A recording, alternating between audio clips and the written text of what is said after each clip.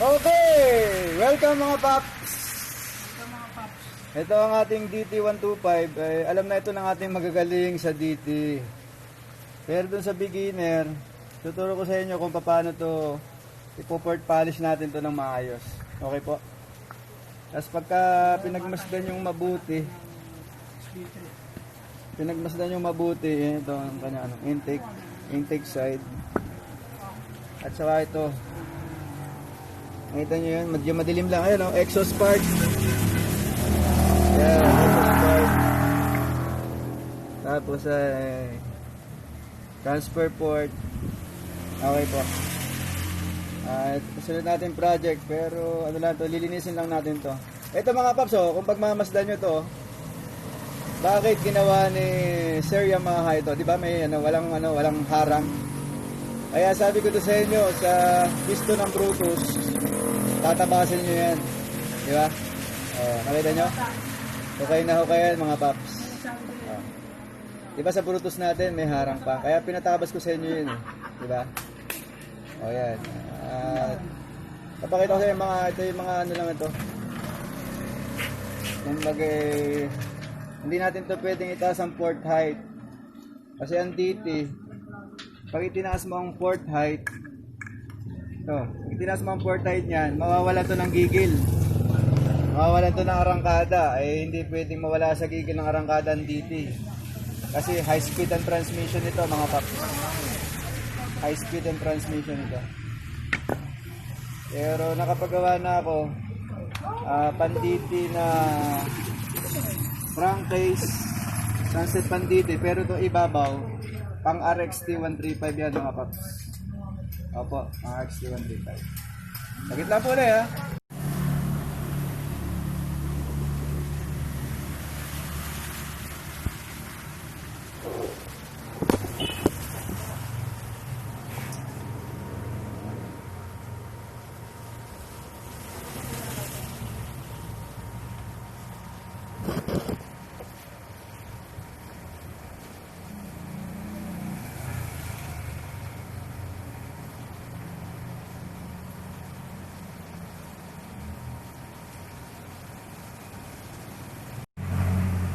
Okay, welcome. Ito yung crankcase, yung reed valve ng DT. Okay. Papansin nyo to, makalawang na, madami. Linisin nyo to mga paps. Kasi wala tayong pang B-force Metal plate pa rin to. Metal plate. Pero malakas to sa high RPM. Metal to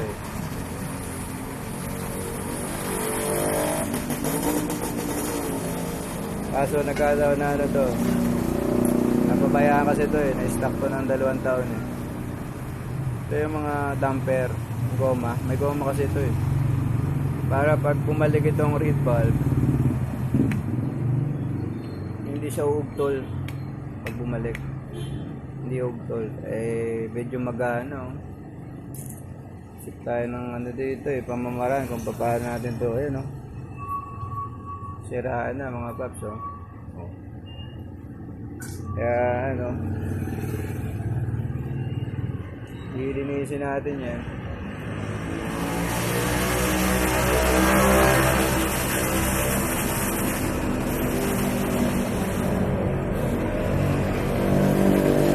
Dapat pagka nakita nyo may hole na siya, may butas na siya. Dapat walang butas doon. Dapat dito hindi ito aangat. Okay po. Dapat din umangat. May butas na siya May leak na ito. Medyo pag may leak na ganyan, hindi maganda mag-minor yan. Gusto niya lagi high RPM. Gusto niyan matataas ang silinyador. Hindi mo yan mapapababa masyado ang minor niyan. Kasi mamamatay yan.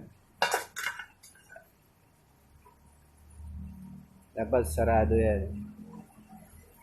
Kasi pabili natin may-ari nito Ewan ko lang kung makabili may-ari nito Hindi natin sigurado kung makakabili pa sila ng ganito. Kabayaan kasi ito ng mga kimbos. Kabayaan. Kung gusto nyo itong i-upgrade, itong kabitan ng pedal, itong crankcase reed valve. Itong butas na ito, pwede ito, tinatabas siya dito ng 0.05 mm. Basta hindi siya, ibig sabihin, pag nakapatong ang pedal, yung reed pedal,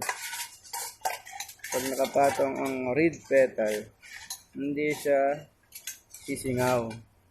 Kaya pwede mo siyang tabasin. Ano? Pwede mong tabasin to. At saka dito, natabas yan dito, mga paps. Sa likuran hanggang dito, kahit mga 1.5 mm baba. Kinakaya dyan.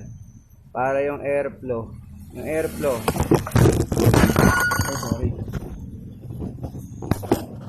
Sorry mga paps. Para yung airflow, mas madaming mixture ang maipasok niya rito. Kaya ito, pwede nyo ikat to 1.5 to 2 mm pababa. Last daw, kinakaya din to ng bagya 0.5. Itong gilid nito, hanggat pwedeng tabasin na hindi siya sisingaw, pwede yan mga paps. Ano ba, nakasarang ganyan. May matitira pa siyang silyado. May sisilyado pa siya. Pwede mo pa siyang tabasin mga paps. Okay? Pwede pa ikat yan. Okay? Yan ang sa reed valve modification. Okay? Tapos ito, makita nyo ito, pakikinisin natin to. Tatanggalin natin yung abruption. Okay?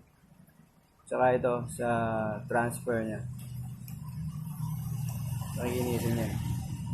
So, i-taper natin to ng konti. Nakikinig obligation nyo ako, Job. Ilan po? Job, nagbato lang. May aring pang barya dito para protekta ka na. Hindi naman. Okay, baka makasama 7 times 8. At 3 ang kulangan Dahil ba Ha? 3 para 7 times 4, 28 yan Opo. 7 times 4. 3 ang kulangan Ay, bukas na yung 3. Ay, hindi. Bukas yan, bro. May lima. Ganun din, pamilya ba sarili? Lima na. Lima na. Huwag na bibili na doon. Nakakita ang bago.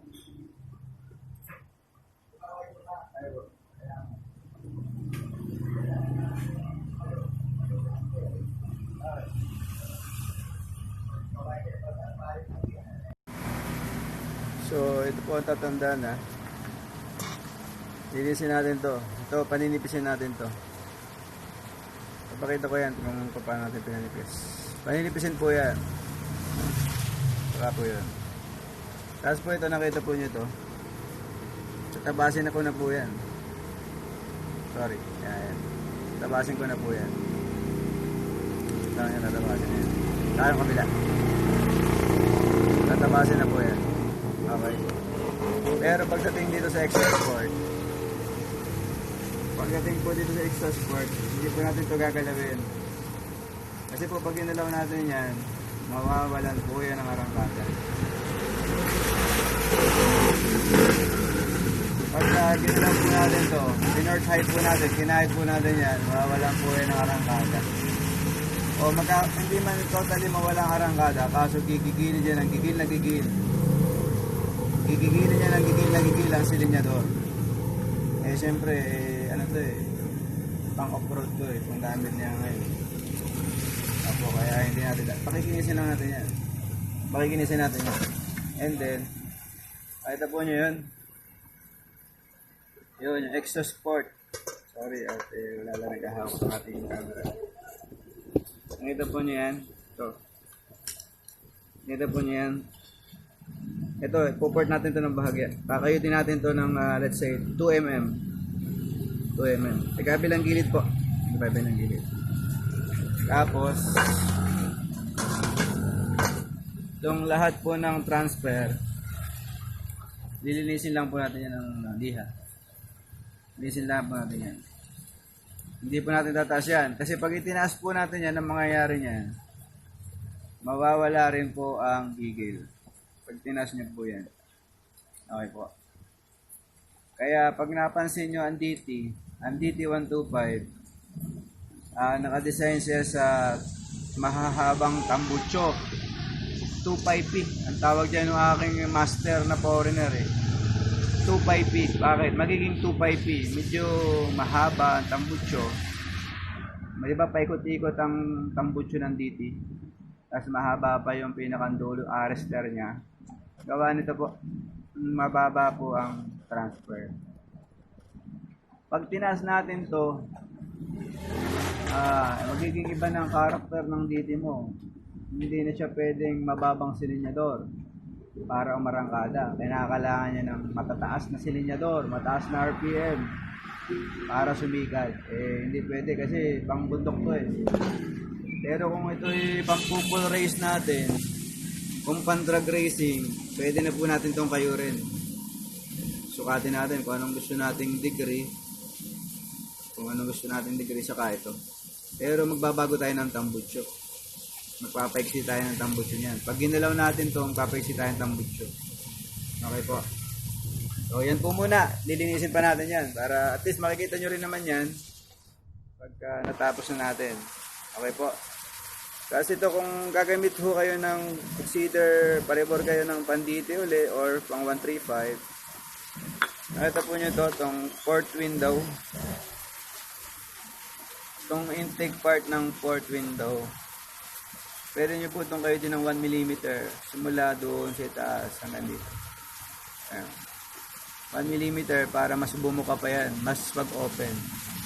1mm para mag-open pa po yan mga boss. Para mas mag-open pa po. Okay po. Yan po ay mga enhancement na wala kang babaguhin sa port. Pero dadagdag po yan ng horsepower. Magdadagdag po yan ng horsepower. Yung paglilinis pa lang po yan. Yung paglilinis po yan. Pag pinakinis po natin lahat yan, dadagdag po yan ng horsepower. Pero wala tayong itataas na degree.